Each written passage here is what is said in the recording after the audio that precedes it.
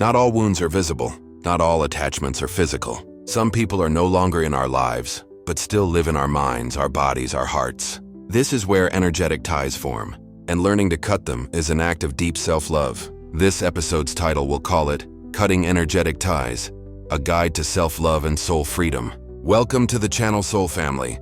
Every time we bond with someone, through love, pain, sex, or deep emotional exchange, an energetic cord is formed.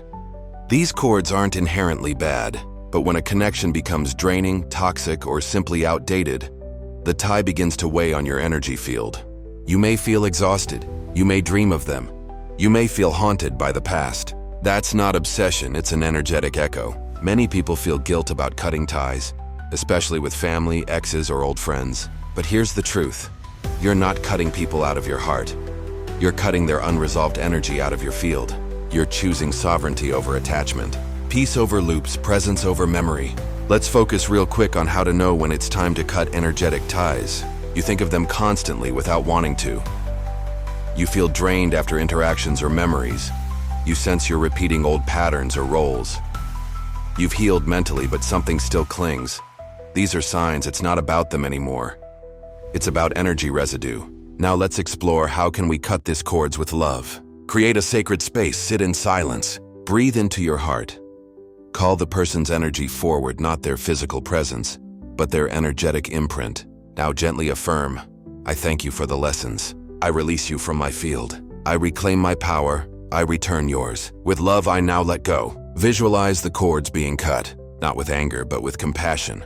Imagine them returning to their path and you to yours. Cutting energetic ties creates space to return to yourself. It's not about rejection, it's about realignment. When you choose to protect your energy, you're not being selfish, you're being sacred. Because your energy is holy, your heart is a temple, and your soul deserves to be free. Letting go doesn't mean you never loved.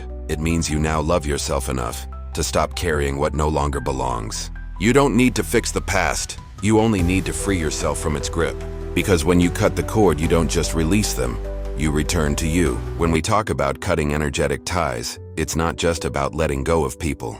It's about reclaiming the pieces of yourself that you gave away. This isn't about cruelty, it's about clarity, about soul hygiene, about living your life with you in it fully, peacefully, and powerfully. You stop feeling emotionally hijacked by memories, past relationships, or unfinished conversations. Suddenly you decide how you feel, not your history, not your triggers. Your nervous system calms, your heart opens. You're no longer bracing for the past to show up again. Cutting energetic ties clears the mental fog that comes from looping thoughts and old storylines. You begin to think from now, not from survival, guilt, or old programming.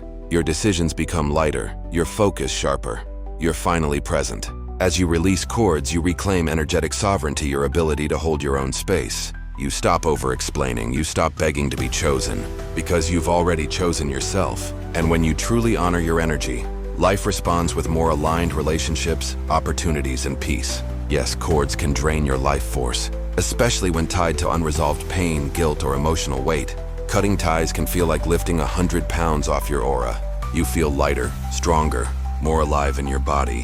When you clear other people's energy out of your field, your own inner guidance gets louder. You begin to feel what's truly yours. Your intuition sharpens. Your dreams become vivid. You trust yourself again. Cutting cords isn't just about detaching from others, it's about returning to the one you forgot to stay connected to, yourself. Because when your energy is fully yours, your life becomes fully yours too. Sometimes we don't just lose people, we lose pieces of ourselves. Moments of deep pain, betrayal, fear, or trauma can cause fragments of our energy to scatter, leaving us feeling hollow, lost, or not quite here. This is soul fragmentation, and the path to wholeness begins with calling your energy back. In shamanic, esoteric, and ancestral wisdom traditions, it is understood that the soul can fragment in response to pain. These fragments don't disappear, they hide, sometimes in another person, sometimes in a place, sometimes in a version of you that never healed. That's why we say things like, I lost myself, or I've never been the same since. That's your soul trying to speak. Now let's explore some signs you've lost some soul fragments, feeling disconnected or numb, repeating the same emotional loops, feeling like part of you is missing, struggling to move on even after healing, emotional exhaustion without clear cause. These are signs your energy is not fully anchored in the now. It's still scattered across timelines and old wounds. Soul retrieval is the sacred act of calling back your lost pieces, not by force, but through intention, compassion, and ceremony. It's not about becoming someone new, it's about becoming whole again. You don't chase the fragments. You invite them home, create a safe space. Close your eyes, take a deep breath. Now say, I call back all of my energy, all of my light, all of my power, from every person, every place, every memory where I left myself behind. I forgive myself. I welcome myself home. I am safe now. Visualize golden light returning to your body. Breathe it in. Let it fill the hollow spaces. Let yourself feel complete. Here are some key attributes you can expect as you benefit from soul retrieval. Emotional wholeness, renewed vitality, clear intuition, feeling rooted in your body, the return of joy, creativity, and confidence. When you call your energy back, you don't just feel better, you feel you again. You are not broken, you are simply scattered, and every breath, every choice, every sacred moment is an invitation to return. Your soul has been waiting for you, and now it's time to come home. This next section of the topic is essential. After cutting cords and calling your energy back, learning how to protect your field is how you stay rooted in your sovereignty and peace. Your energy is sacred, your light is medicine. But in a world of constant noise, emotion, and projection, it's easy to feel overwhelmed, drained, or emotionally hijacked. This is why spiritual boundaries and energetic protection aren't optional. They're necessary if you want to stay connected to your truth. First, let's understand what's energy protection. Energetic protection is the conscious act of sealing your aura, filtering what enters your space, and owning your field. It's not about fear, it's about frequency. You protect your energy not to separate yourself, but to stay aligned with your soul. As your vibration rises, you become more sensitive not just to light, but to distortion. Empaths, healers, and intuitives often unconsciously absorb others' emotions, pain, or thought forms. Without boundaries, your energy becomes a sponge. With awareness, it becomes a filter. If you feel drained or emotionally hijacked, close your eyes and imagine any lingering cords gently dissolving into light. Say, I release all that is not mine. You don't owe everyone your energy. Protect your peace by learning to say, let me sit with that. I don't have space for this right now. I'm choosing quiet today. This is what happens when you protect your energy field.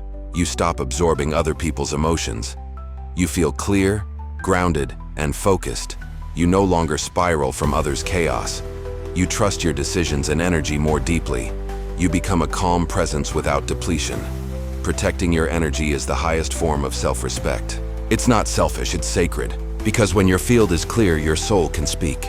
And when your soul speaks, life flows. After grounding in energetic protection, the next natural evolution is understanding the aura, your energetic signature, and how it influences everything from your health to your relationships and even manifestation. Before you speak, before you touch, before you even enter a room, your energy speaks for you. This is your aura, an electromagnetic field that surrounds your body, holding your emotions, thoughts, health, and frequency. It is the energetic fingerprint of your soul. And when you learn how to read and strengthen it, everything changes. The aura is not imagination, it's science and spirit in one. Every living being emits an energetic field.